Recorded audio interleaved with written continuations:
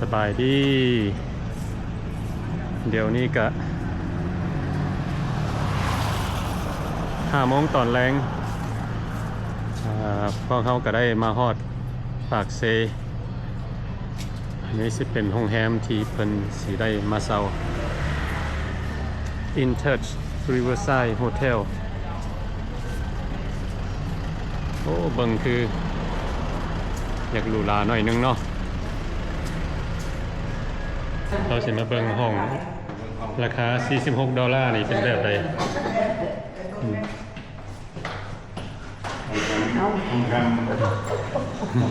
มาเบิ่งดู203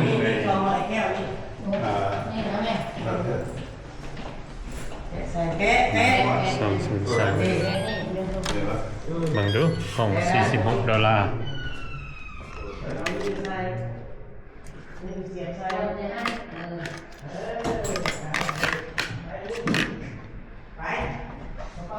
เป็นแบบนี้เนาะเข้ามาทำอิฐสิมี2 เตียงก็มีทีวีมี AC เนาะถ่ายให้เบิดทุกคนได้เบิ่งอันนี้ก็สิอยู่เมืองปากเซนี่เนาะเพิ่นก็มีบ่อนไว้เครื่องแล้วก็ห้องน้ำนี่ถ่ายให้พี่น้องได้เบิ่งห้องน้ำก็โอเคเนาะเป็นห้องน้ำธรรมดาแต่เป็นเฮ็ดสไตล์แบบต่างประเทศเนาะนี่ถ่ายให้พี่น้องได้เบิ่ง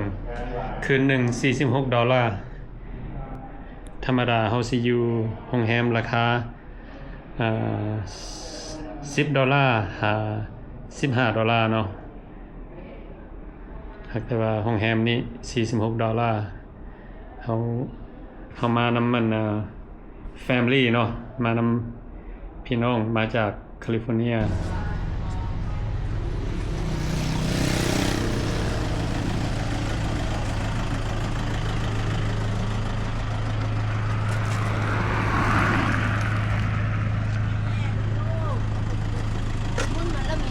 มีออฟเป็นบ่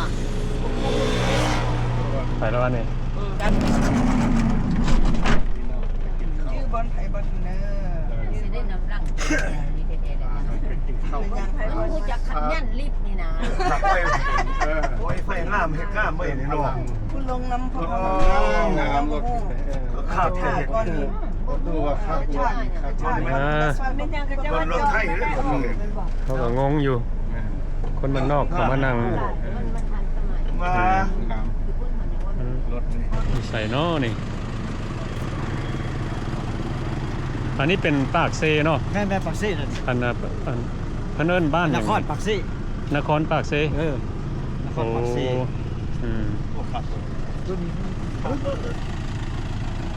บ่นี่สิมีแบบหลายห้านเนาะก็ได้มานำพลุงแก้ว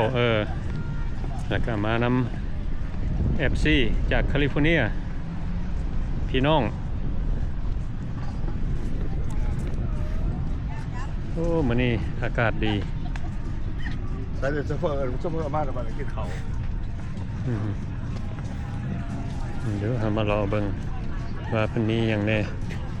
ทางที่สิเป็นยำซูชิ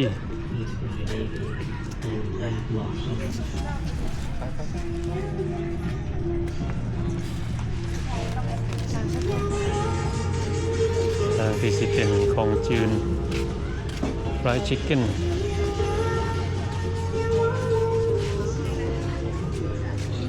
โอ้นี่หอยนาหอยแข็ง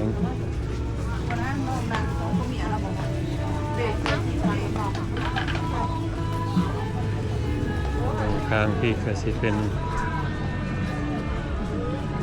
ของหวานคือลูกชิ้น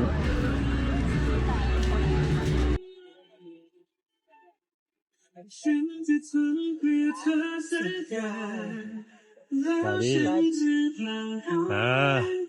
copyright music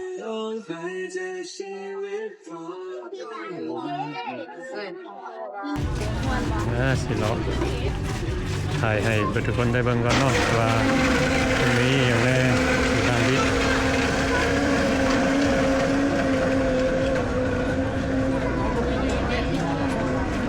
ทั้งกินทั้งคืนเหรอ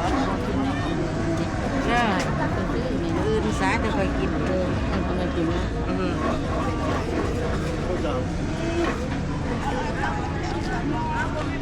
ไป คุณผักเลยสร้างเป็นโตเป็นพันเป็นซุปย่างคนสักคนท่านกินมาพวกป้าทำไม คุณไม่โหลดเป็นไรจะได้หมดไม่ได้หรอกคุณไม่เลิกกันไร เอาไปนี่แหละ เอาเบียร์ยังเด็ด คือใส่บ่ เอาเบียร์ใส่แล้ว เจ้ายังเด็กแก้มเบียร์เหล้าเบียร์ ก็เชียวเป็นล่ะ เบียร์เหล้า See anything you guys like over here? fried chicken Fried chicken? that's what I'm getting Oh, you miss home, huh? Yeah. that's my comfort food All but I right. don't know I was kind of looking at this cheese sausage potato thing there. I don't know that looks good. Cheese sausage potato corn dog No, that's oh okay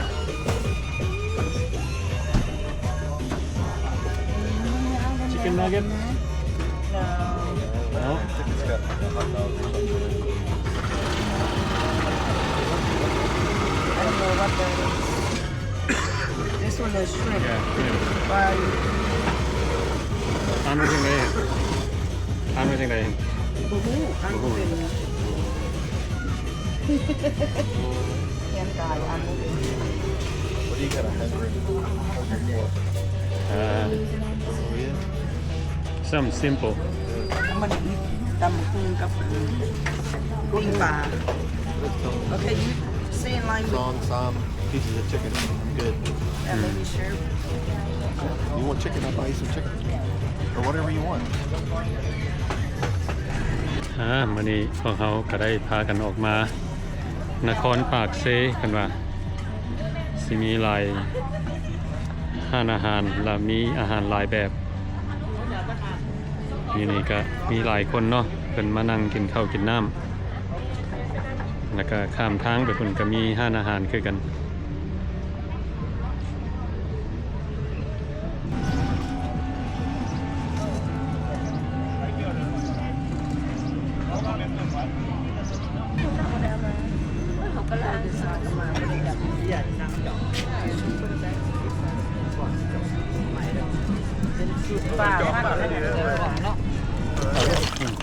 ตักกัน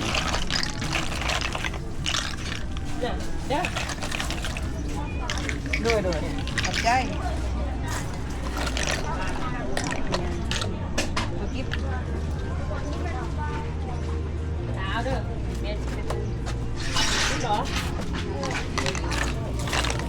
อาหารบ้านนอกเนี่ย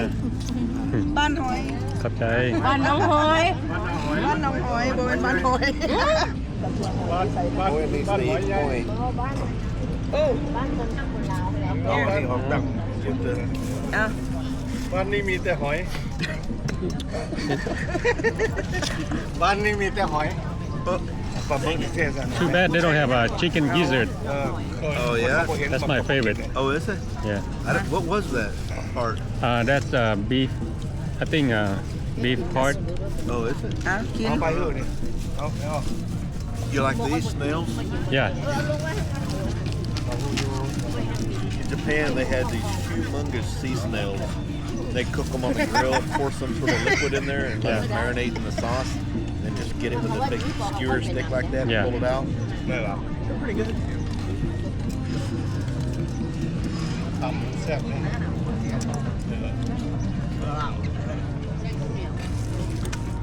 เดี๋ยวมันร้อนวะโอ้มาบักทัวมันมาแล้ว Vai hẳn lẹ. Vai hẳn lẹ. ตักเอาชิมเบิ้งกินมันแล้วข้าวก่อน แม่นบ่ ข้าวก่อน Bắt bắn gì nè.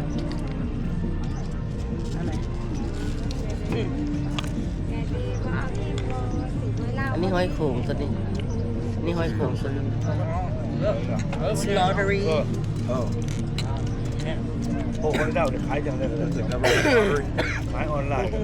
ขายแบบออนไลน์มึงบอกเป็นคนมา ซีมึงนึกพี่นั่นดิแซ่บ คนมานอก กีฬาน้อย อันนั้นคนมานอก แม่น ถ้าคนเราโอ้โหเจ้าก็ฉีกกันอีกสักโอ้โหนี่แหละถ้าคนมานอกให้เก่งกว่าอีก โอ้นั่นแหละ ผักคนลาวบูสีเป็ด โอ้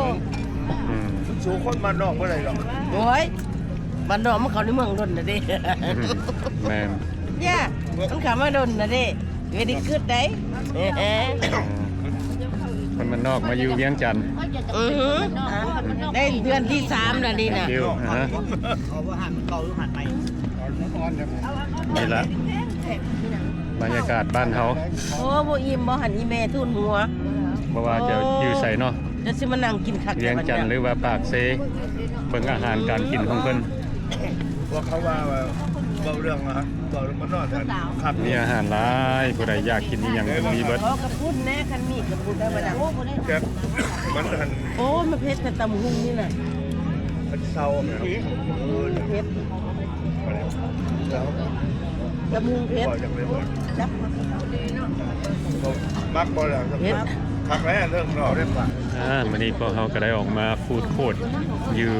นครปากเซเพิ่นว่า อือหือ อันนี้ก็สิเป็นครั้งทมิตที่เขาได้ออกมากันมื้อนี้พวกเขาก็ได้มากินข้าวกินน้ำร่วมกัน อยู่ว่าแก้มคลองปากเซ แก้มของเนาะ แก้มคลอง เจ้าหน้ากระดังเลย น้าสาวเคยมาจากเทื่ออะไรนี่ โอ้ยเกิดอยู่นี่ได้ใหญ่อยู่นี่เนาะ โอ้คนปากเซเนาะ อือหือ ล้างมือดิปอง โอ้ เกิดอยู่นี่ใหญ่อยู่นี่สะพายนะขวางสุดยอดมาขายเครื่อง โอ้ ตลาดปากเซมาขายเครื่องตลาดปากเซพี่ล่ะดูเอ้ยตาสาวนี่นะ อืม บอกความเบียดบอกความเหล่า เว้าก้มเบียดจังหลายแหวก้มลาวก็หลายก่อนอีฟ้ออีฟ้อ ขอซื้อผมมึงยังดำไปมันทุกคนเห็นเลยเนาะ ฟ้อเบิดบ่ อ่ะ ใจฟ้อ วันนี้ก็อากาศดี มีลมพัดเย็น สายเดียวกัน อาหารเพิ่นก็แซ่บ กลับบ้านเพื่อนไอ้ วันนี้ก็มาน้ำกัน กินหอย กินหอย เด้อ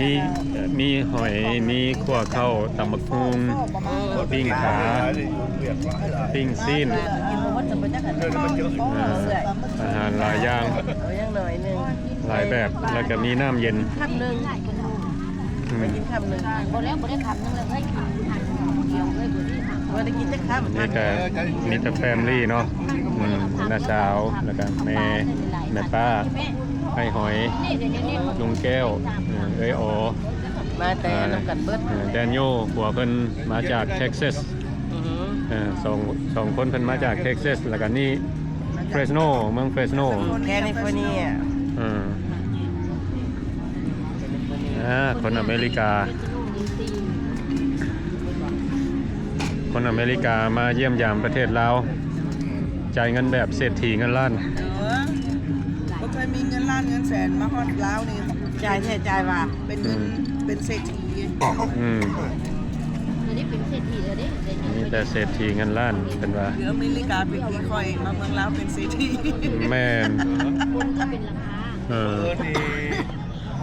พอไปว่าลงมากินเขาแล้วลงมากินเขาอยู่ลุงไอ้พักกันลุงแถบนา บัดนี้ผู้ใดก็กินข้าวกินน้ำอิ่มแล้วเนาะบัดนี้ก็บ่มีหยังหลายก็มีแต่นั่งลมกัน กระเป๋าลูกมันนักบ่ โอ้คักหลายปากเซนี่เขาคิดว่าบางเทื่อก็สิได้อยู่ไปอีกจากมื้อเนาะ โอ้ได้แล้วอ่ะ เอาบ่กินข้าวแล้วไม่ค่อยกินข้าวมา นั่นเขาก็บ่ได้ไปหลายบอนเทื่ออันนี้ก็สิเป็นครั้งทำอิฐที่ได้ออกมาเห็นบอนนี้เนาะเพิ่นก็มีต้นคริสต์มาสนี่ต้นคริสต์มาสเตรียมเมียนเดี๋ยวนี้ก็เดือน12แล้วอีกจักหน่อยก็ฮอดคริสต์มาสเพิ่นก็มีไฟแสงสีลาย มันเบื่อเลย อันนี้ก็สิอยู่แถวกิมของโอเคก็บ่มีหยังหลายเนาะถ่ายให้พี่น้องได้เบิ่งแล้วก็เขาก็สิมีวิดีโอใหม่ๆออกมาให้เบิดทุกคนได้เบิ่งเนาะ อยู่ปากเซแล้วก็อยู่ประเทศลาวนี่แหละ ตลาดหน้า โอเคขอบใจ